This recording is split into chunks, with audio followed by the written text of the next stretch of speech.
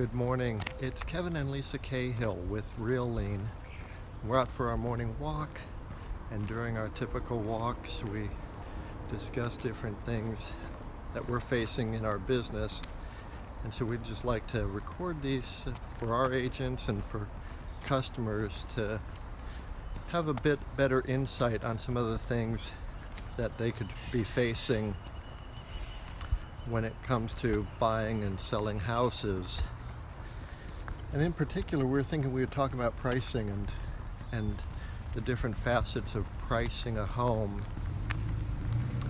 whether it's in a buyer's market or a seller's market. Having the home correctly priced is really key to getting your home sold. And that might just sound simplistic and obvious, but it's complicated. And it's complicated for a lot of different reasons, not any of which are manufactured or fake. But if you're trying to price a home, you're looking at a few different facets. In particular, you're looking at the specific elements of your house and how it compares with other homes that are currently on the market in your neighborhood, which, when we're doing a pricing analysis, we call those your active competition. And then also we look at those homes that have gone under contract. They're not yet closed, but the buyer and seller have agreed on price and terms. And those are very helpful for pricing a home appropriately. And then the third category that we look at, and really the most important category in my opinion, because, well, it's not my opinion so much as this is what appraisers will look at. Appraisers won't look at pendings. Appraisers won't look at the current competition. They will only use sold transactions in their appraisals. And so the solds are hugely important. Lisa, what are some of the things that we commonly deal with when we're talking with sellers? And then also we'll look at it in a moment as how buyers look at pricing too. Well, in any market, there's usually plenty of options out there. So really what a seller needs to focus in on is their property the best option for a live now buyer. That's a great phrase, the best option. Yeah, there's plenty of choices. We should write a book called The Best Option. Yeah, we should. There's plenty of choices out there. So if you overprice your home, people may look at it just to compare if it's on the same street as another property that's better priced. Mm-hmm. They'll look at it, and that's what we call, is your home the target or the decoy? That's a theory that we use, saying if a person is serious about buying a home, they're going to look at a lot of different homes depending on how much time they have. Depending on how much time they have, a lot of people don't have much time, so they're going to narrow their search down to a few homes. But if your home happens to be on the same street, they might run in and take a look at it. Definitely. If they have time. If it's easy to get into, they always do. Yeah. So, and that's another thing. If your home's on the market, the price is going to depend on how easy it is to get in and show it. If I may, let me expand on that a little bit. So there are 4 factors that impact your price, the price that you're able to ask for your home. One is location. Of course, location. That's rule number 1 in the real estate rule book. And everything matters based on the location of a property, whether it be a single family home or a commercial property. Its location in large part indicates its overall value. And Number two would be condition. And obviously, a property that's in a good neighborhood, that's updated and looking its very, very best, is going to be more valuable than the exact same square footage, the exact same layout of a home that has an old aluminum kitchen ceiling and wallpaper and Formica countertops. That's just obvious, but sometimes it's a surprise to people that another home down the street has a slightly nicer kitchen, but it's not buffed out. It sells for a little bit more, and you think, well, mine's not that bad. But the fact is a property that is really dated is worth about the same as a property that's just a little bit dated. But when you have a home that's all buffed out, you get into issues called cost to value. What does it actually cost to improve a place, and what does its value come to after you improve it? If you spend 20 grand on a kitchen, did you just add 20 grand of value to the home? Well, you might have added more, you might have added less, and that all just depends on the market you're in. So you've got location, condition, price. Obviously, the price you ask for your home is going to, in large part, have an impact on the price you actually get for your home. And this might seem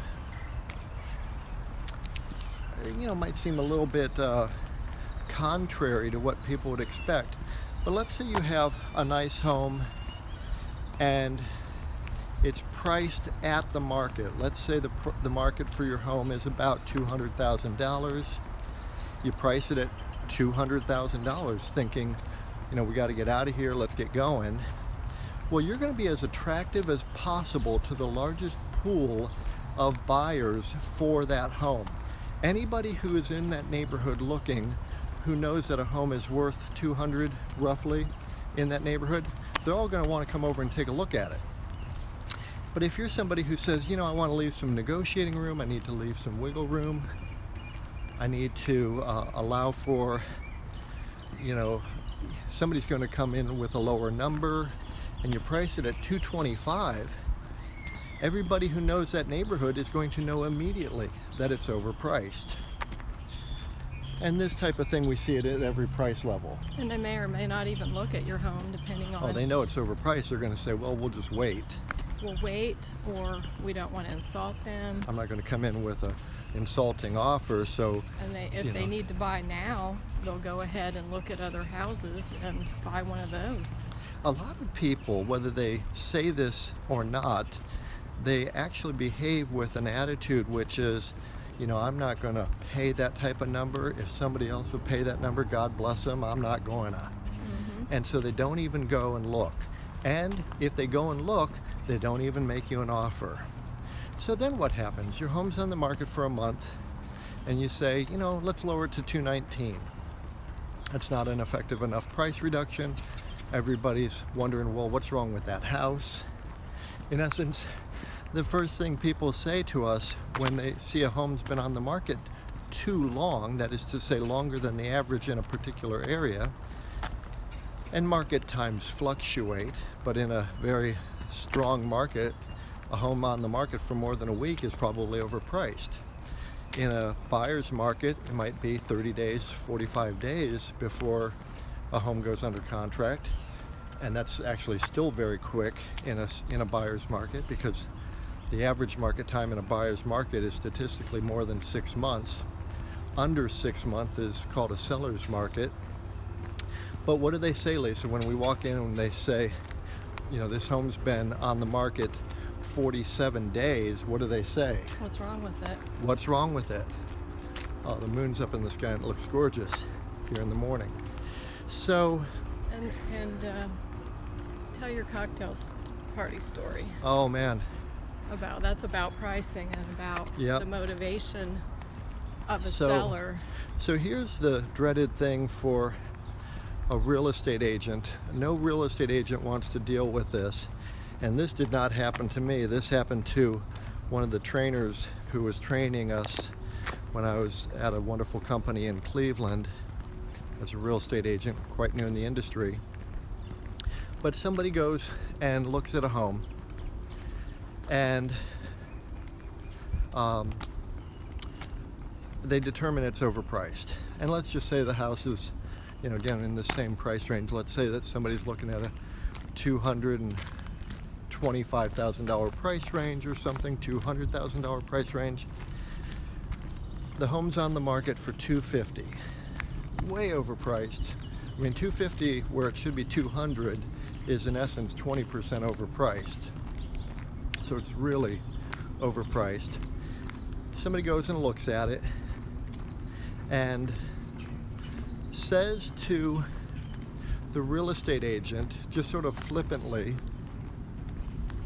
I like the house, but $250,000 is way too overpriced. Tell the guy, see if the guy will take $215,000. Well, the real estate agent says he's not going to take $215,000. He's asking $250,000. Stop wasting my time. The buyer goes off and buys something else in that same neighborhood.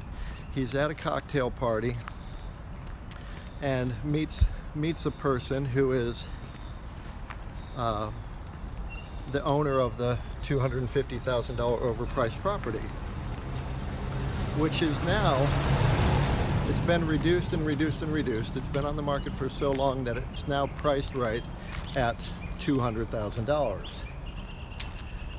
And everybody, of course, is wondering what's wrong with the house. Why were they asking $250,000 and now it's $200,000? I think there are probably some real issues with that house.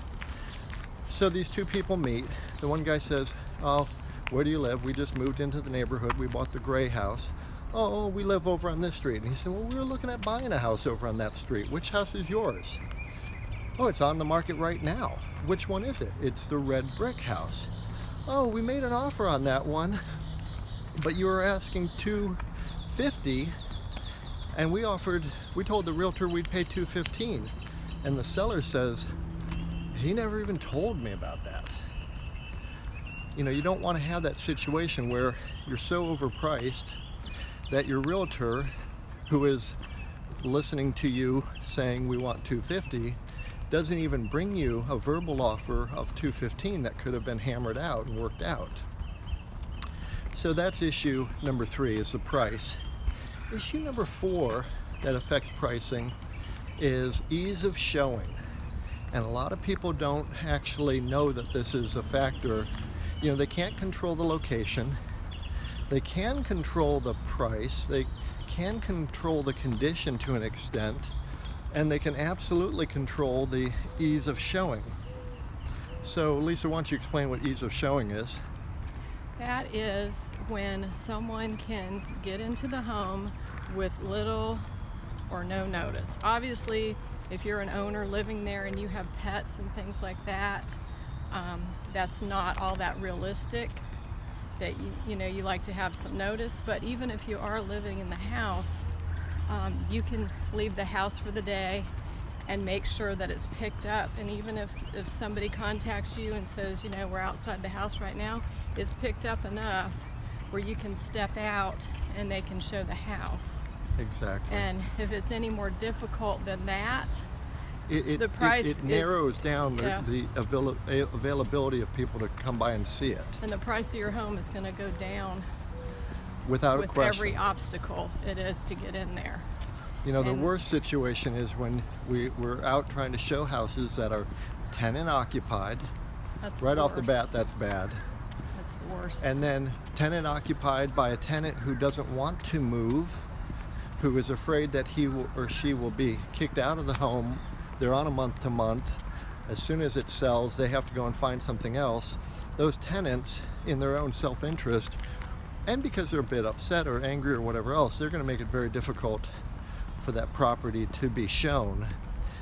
Tenant occupied with pets, you may as well not even have that thing on the market. Yeah, and if you're a property owner and you're renting it, you need to just figure out what you want to do and take those steps to do what you want to do. Get the tenant out of there, or wait till their lease is up, or whatever you need to do. Get the tenant out of there, clean it up, spruce it up, have nice curb appeal. Improve its condition. Yes. Get it looking its best. Yeah, get it looking good, get it clean, looking good, easy to show, stage it if you want to, make it inviting and easy, and then it'll sell. But don't, if you've decided you want to sell the property, don't drag it out 6 or 8 months, keeping a tenant in there. It doesn't make any sense. Right, exactly. Morning. So that's great stuff. It's been about 15 and a half minutes in this video. We'll talk about the common things that buyers do to ding it in the next video. Yeah, and we'll also talk about how to tell if your home is overpriced. Yeah, we'll talk about that in the next video. Thank you so much for watching and being a part of our community. Take care.